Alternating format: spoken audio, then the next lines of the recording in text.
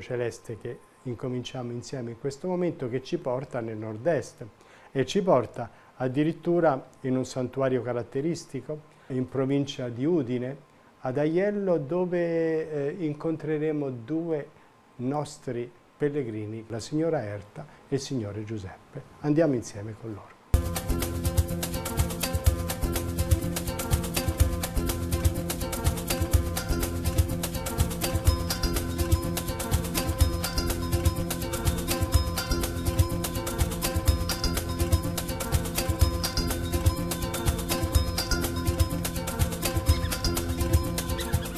Ciao Giuseppe! Ciao Erta, benvenuta sul Cammino Celeste. Grazie. Tu sai che io ho fatto solo l'ultima parte del cammino e adesso voglio farlo interamente. Io ti farò da guida su questo pellegrinaggio e come prima cosa ti mostro la cartina. Benissimo. Come sai, il Cammino Celeste è nato nel 2005 da un gruppo di amici che si sono incontrati durante una serata sul Cammino di Santiago e hanno deciso di fare questo percorso che si chiama Celeste perché passando dal celeste del mare fino al celeste del cielo della Madonna del Lussari e anche il manto della Madonna. Sono 200 km, 10 tappe, partendo dall'isola di Barbana, arriva ad Aquileia, Aiello, Cormons, Castelmonte, Masarolis, Montemaggiore, Rifugio Ana, Prato di Resia, Dogna, Camporosso e la Madonna del Lussari. Si attraversano delle zone naturali molto belle, molto tranquille e non molto conosciute dalla maggioranza della popolazione. Adesso iniziamo questo cammino, prendiamo il traghetto e andiamo a Barbana.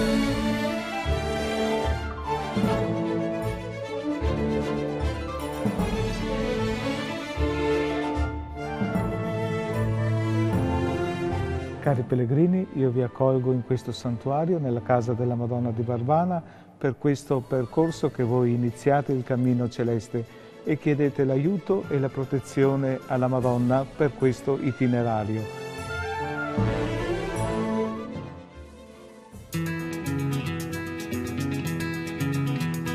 E ora lasciamo la laguna di Grado per procedere verso Aquileia.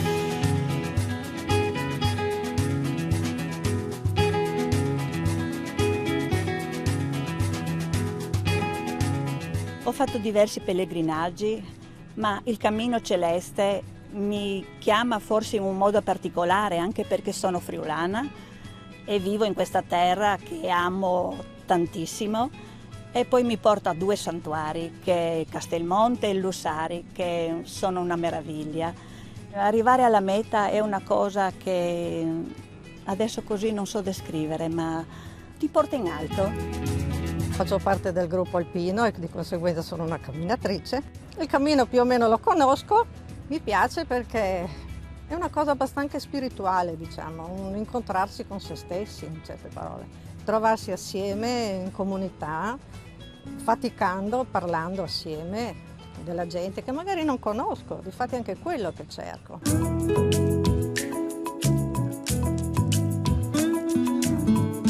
Erta, che cosa ti sei portata nello zaino? Io mi sono portata una bottiglia d'acqua, il cappellino, la mantellina per la pioggia, l'ombrello, dei biscotti, il libro di Santa Hildegarda da Bingen di cui io sono innamorata e la coroncina del rosario, tra l'altro con le fibre della Madonna del Lussari. Io, oltre alle cose che hai portato tu, ho portato la Bibbia del Tabor, cui poter trovare ispirazione della parola di Dio. Oltre a questo ho portato anche qualche medicinale per qualche vescica o per qualche altro malanno che possa capitarci o per la pioggia che può darsi prenderemo senz'altro.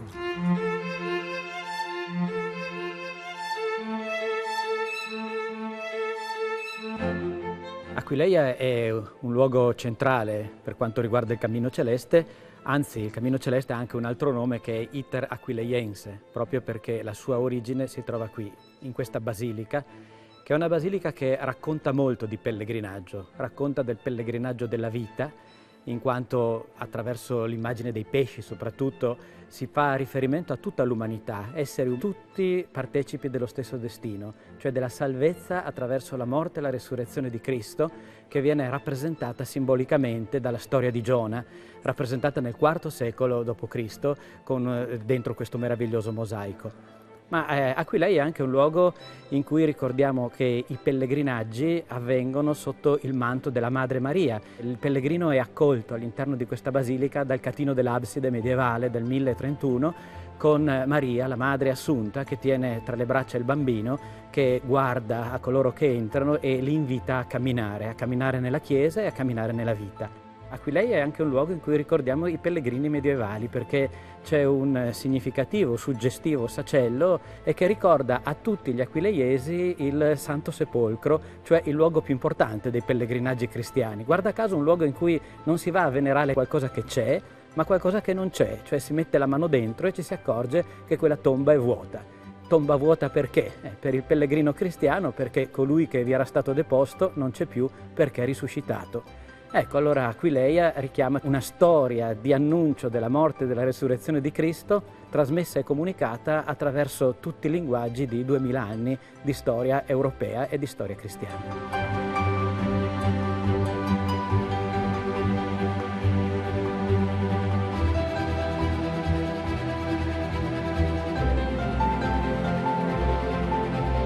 Abbiamo percorso insieme una tappa del Cammino Celeste e abbiamo incontrato la storica città di Aquileia, importantissima per la diffusione del Vangelo, perché fu un punto di irradiazione all'inizio del cristianesimo per l'evangelizzazione non solo del nord-est dell'Italia, ma delle nazioni circostanti. Ed è proprio da lì che è nata quella che è diventata poi la cultura cristiana, l'evangelizzazione. Ma riprendiamo il cammino con la nostra signora Erta e il nostro amico Giuseppe. Scopriremo così insieme altri due luoghi di spiritualità molto caratteristici e altrettanto frequentati. È il Santuario Mariano di Costelmonte e il Santuario Mariano dei Monti Lussari. Siamo arrivati a Cormons, in provincia di Gorizia, e abbiamo fatto una 60 di chilometri. Cari pellegrini, benvenuti nella nostra comunità e nel Duomo di Sant'Adalberto in Cormons. Grazie.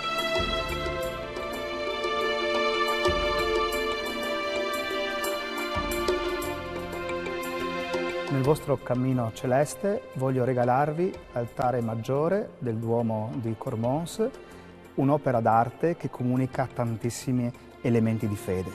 Ne metto in evidenza due. Il primo, la parte centrale, la fede, la speranza e la carità rappresentata dal tabernacolo. Vi auguro di poter fare esperienza di fede, perché la fede ci fa credenti, la speranza ci fa credibili, ma solo la carità ci fa creduti verso gli altri.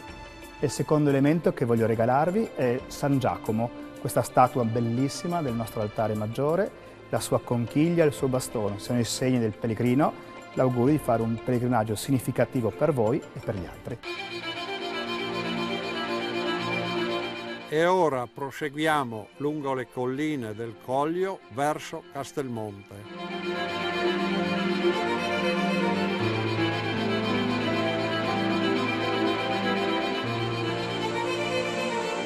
Io cammino da sempre e camminare per me è come respirare, mi aiuta a pensare, a riordinare i pensieri. Ho fatto tantissimi cammini, anche importanti, quelli di Santiago, ma non sono quelli che mi hanno, come dire, cambiato il cuore. Il cammino che mi ha cambiato il cuore è sicuramente il cammino celeste. Camminando io ho imparato a pregare, a fare silenzio e a pregare. Questo cammino per me è un pezzo della mia vita, ha a che fare con la perdita di mia sorella, per cui c'era un voto in questo cammino. Quando si cammina non si è mai soli, si portano anche le persone che non possono camminare ed è una preghiera fatta con i passi.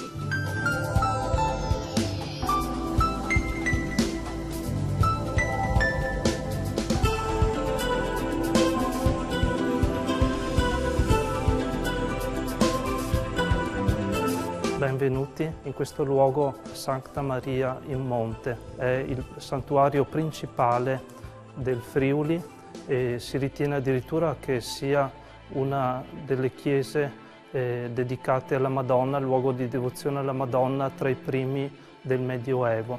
Spero proprio che vi sentiate a casa in questo luogo antico di culto che si trova sulla frontiera tra l'Oriente e l'Occidente cristiano, visto che 4 chilometri dietro a questa chiesa si trova la frontiera con la Slovenia e nei secoli precedenti tantissimi pellegrini venivano proprio dalla Slovenia.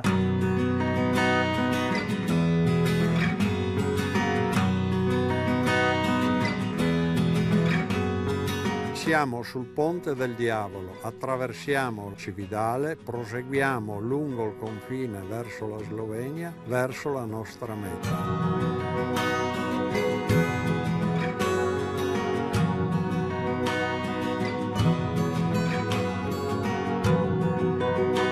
Siamo in Val Saisara, abbiamo attraversato la foresta di Tarvisio. Questo è il paese di Valbruna che attraversiamo per andare a Camporosso, che è la penultima tappa del Cammino Celeste.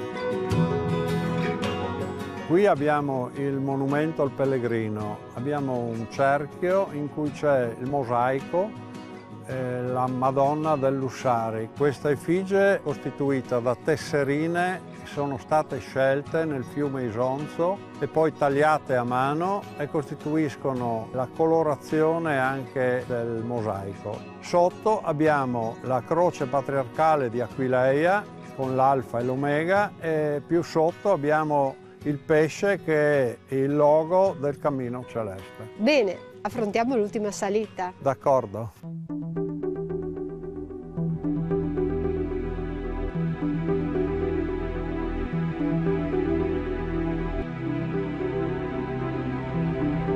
Purtroppo c'è la nebbia e quindi non vediamo il magnifico spettacolo delle montagne delle Alpi Giulie. Sono salita diverse volte sul Monte Lussari e entrare nel santuario per me è sempre una devozione. Inginocchiarmi davanti all'immagine della Madonna che tiene in braccio il bambino è quasi un essere arrivata in un posto importante, come se mi dicesse: ecco, sei qui, sei arrivata ai miei piedi. Per me il cammino rappresenta un uscire da quella che è la quotidianità, conoscere soprattutto me stesso, quale sono all'interno veramente. Il cammino rappresenta anche un incontro con le persone, con le culture, con le lingue diverse. Monte Lussari è la meta di arrivo del Cammino Celeste, però può essere anche la meta di partenza per un nuovo cammino nella vita. Il santuario del Monte Lussari è detto proprio il santuario dei tre popoli perché si trova nella confluenza di 3 nazioni, l'Italia, la Slovenia e l'Austria. È un segno dell'unità dell'Europa. È un segno anche di irradiazione di quella cultura cristiana che tende proprio all'inclusione, all'accoglienza, a fare sì che i popoli si incontrino e si incontrino sempre guardando in alto. E quando incontrano una madre dall'alto che li abbraccia e li accompagna, questo cammino diventa sicuramente più facile. Amici telespettatori, si chiude qui il nostro appuntamento consueto del sabato mattina, che poi va in replica il mercoledì in terza serata. Vi saluto e buona domenica a voi tutti. A sabato prossimo, Rai 2 sulla